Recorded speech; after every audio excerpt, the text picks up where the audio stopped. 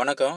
இன்றைக்கி இந்த பதிவில் aluminium main door sliding gear எப்படி செட் பண்ணுறது அப்படிங்கிறத பற்றி நம்ம பார்க்க போகிறோம். இப்போ மெயின் டோர் பார்த்தீங்கன்னா ஓப்பன் டைப்பு, ஸ்லைடிங் டைப் 2 டைப்பில் இருக்கும். இந்த பதிவில் ஸ்லைடிங் டைப் டோரில் கியர் எப்படி செட் பண்ணுறது அப்படிங்கிறத பற்றி நம்ம பார்க்க போகிறோம். இது வரைக்கும் நம்ம சேனல் நீங்கள் சப்ஸ்கிரைப் பண்ணலைன்னா மறந்துடாமல் சப்ஸ்கிரைப் பண்ணுங்கள். கூடவே பெல் ஐக்கானையும் ப்ரெஸ் பண்ணுங்கள். அப்போ தான் நம்ம சேனலில் வர அடுத்தடுத்த வீடியோ உங்களுக்கு நோட்டிஃபிகேஷன் ஆகும். வாங்க வீடியோக்குள்ளே போகலாம்.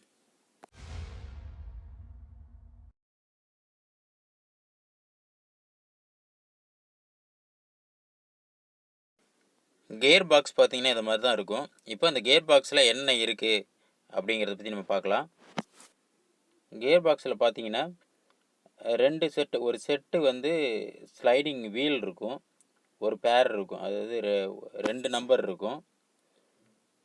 அதுக்கடுத்து பார்த்தீங்கன்னா 2 போல்ட் இருக்கும், ஒரு செட்டு போல்ட் 2 போல்ட் இருக்கும்.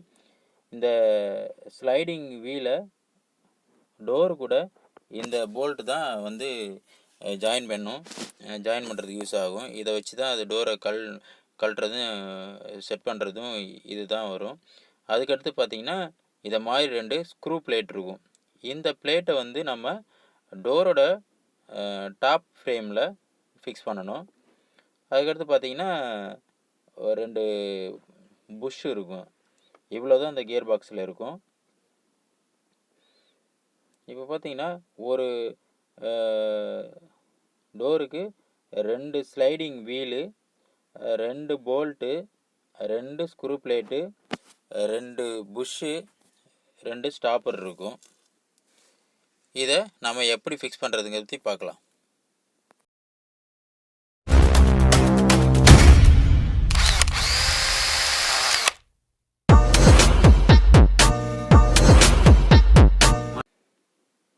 இப்போது டோரோட டாப் எடுத்துக்கணும். டோரோட டாப் ஃப்ரேமில் ஒரு மினிமம் பார்த்திங்கன்னா ஒரு 4 இன்ச்சு அளவு வச்சு நம்ம 2 எண்டுலேயுமே மார்க் பண்ணிக்கணும். இப்போ பார்த்திங்கன்னா இதில் நாங்கள் 9 இன்ச்சு வச்சுருக்குறோம். ஏன்னா இந்த டோர் பார்த்திங்கன்னா 5 அடி சைஸு அகலம். அதனால் இது பெரிய டோரு, அதனால் கொஞ்சம் டிவைட் பண்ணி கொஞ்சம் அளவு 9 இன்ச்சாக வச்சுருக்கிறோம். நார்மலாக பார்த்தீங்கன்னா 3 அடியிலேருந்து ஸ்டார்ட் ஆகும் டோரு. அப்படி 3 அடியில் இருக்கிறது போது நீங்கள் 4 இன்ச்சு வச்சு ஒரு 2 எண்டுலேயுமே 4 இன்ச்சு வச்சு நீங்கள் மார்க் பண்ணி ஹோல்ஸ் பண்ணிக்கணும்.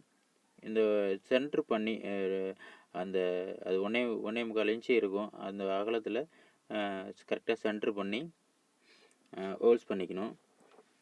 இப்போ சென்ட்ரு பண்ணுறதுக்கு பார்த்தீங்கன்னா இப்போ அந்த ஸ்க்ரூ பிளேட்டை நாங்கள் சென்டரில் வச்சு கிராஸ் பண்ணி வச்சு மார்க் பண்ணோம். அதுமாரி கிராஸ் பண்ணிங்கன்னா ஈஸியாக சென்டரில் வந்துடும்.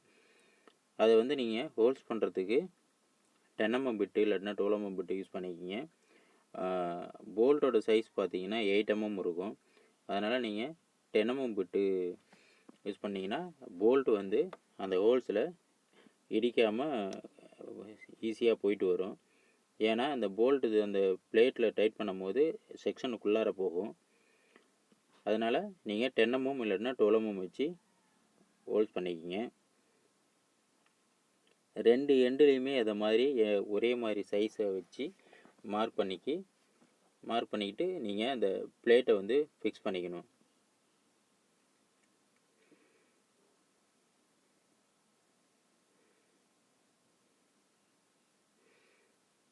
இந்த கியர்ஸ் இந்த ஸ்லைடிங் வீலை டோரோட டாப்பில் இந்த பிளேட்டை டோரோட டாப்லேயும், ஸ்லைடிங் வீலை அந்த ஸ்லைட் ஆகிறதுக்கு உள்ள ஜி செக்ஷன், அதுக்கு நேம் ஜி செக்ஷன் சொல்லுவாங்க.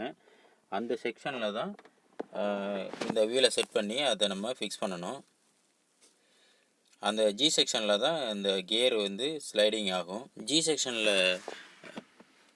வீலையும் அந்த பிளேட்டை டோரோட டாப்லேயும் ஃபிக்ஸ் பண்ணிவிட்டு இந்த போல்ட்டை அதில் முடிக்கிட்டு ஜி செக்ஷனில் உள்ள வீலில் இந்த போல்ட்டு செட் பண்ணுறதுக்கு ஒரு காடி ஒன்று இருக்கும். அந்த காடியில் நம்ம இந்த வீல் பிளேட்டில் இருக்க போல்ட்டை கொண்டு வச்சு டைட் பண்ணிக்கணும். அப்போ தான் ரெண்டுமே டோரும் ஜி செக்ஷனும் கனெக்ட் ஆகும். அப்போ தான் டோரு ஸ்லைடிங் ஆகும். இந்த மெத்தடில் தான் இருக்கும். அது நல்லா பாருங்கள். எப்பொழுதுமே நம்ம டோரு இன்சைடில் இந்த காடி வர மாதிரி நம்ம அந்த ஜி செக்ஷனில் வீலை வந்து கியரை வந்து போடணும்.